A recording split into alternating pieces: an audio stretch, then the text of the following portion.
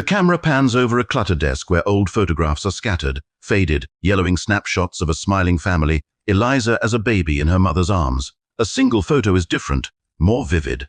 Eliza, now in her mid-20s, is holding this photo, her eyes glued to it, her hand trembling slightly. I was just a baby when they left. Left me alone at that orphanage without a word, without a reason. No explanation, no goodbye. She flips the page of an old journal next to the photo, reading a note from her foster mother. You were meant for something else, Eliza. A life far away from us. But one day, you will understand. Understand when you find them.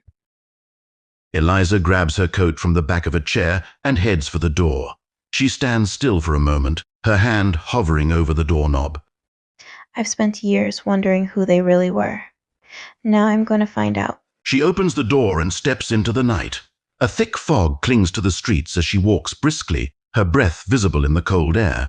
The city sounds fade as she reaches the edge of town, where the road forks. A rusted sign points toward a wooded area, the Hollow. Eliza's heart skips a beat. Eliza walks down a narrow path. The trees are thick, their limbs like gnarled hands reaching toward the sky. A faint light flickers through the branches. Eliza pushes forward, her steps quickening as she approaches a large, decaying house in the distance. The house looms in front of her, its windows broken, the porch sagging, yet there is a faint light in one of the upstairs windows. The air is thick with an unnatural stillness. This is it. This is where they've been hiding. She steps up to the door, the wooden steps creaking under her weight. Eliza hesitates for a moment, then knocks.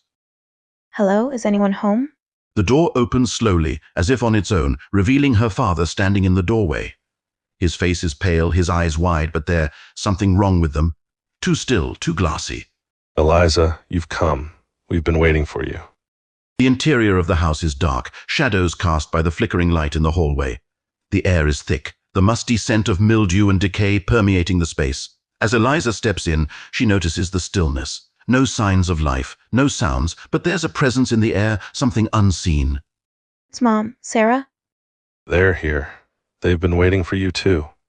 He leads her down the hall, his movements unnervingly smooth, too controlled.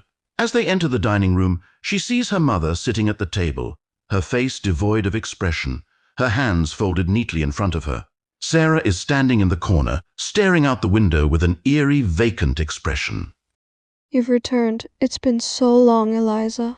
We've missed you. Her voice is distant, as if her words are rehearsed, hollow. Eliza's eyes flick to Sarah, who slowly turns to face her.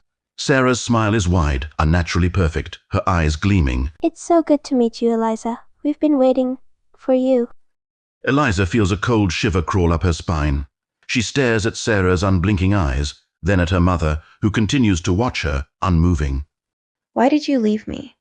Why did you abandon me when I was a baby? We didn't leave you, Eliza. We protected you. We had to keep you safe. From them. You wouldn't have understood. You were too young. The air grows colder. Eliza notices the subtle shift in the atmosphere, a tension building as her mother's eyes narrow, her lips curling into a thin smile. But now you're old enough to understand. We can finally be complete again.